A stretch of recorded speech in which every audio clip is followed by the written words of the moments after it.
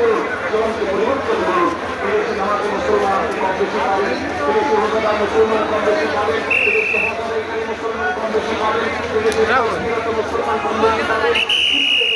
আচার আচরণ, কাজ কারবার, আখলাক এবং বান্দার হক এবং অধিকার, অন্যের অধিকার সংশ্লিষ্ট বিষয়ে সচেতন মুসলমান কম বেশি পাবেন না।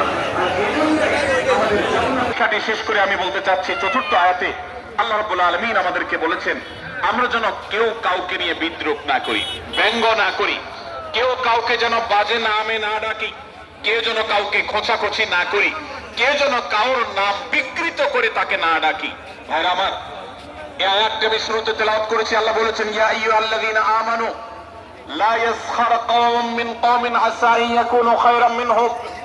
হে ঈমানদারেরা, হে মুসলমানেরা, তোমাদের কেউ যেন অন্য কারোর নামে হাসি ব্যঙ্গ বিদ্রুপ রাজনীতি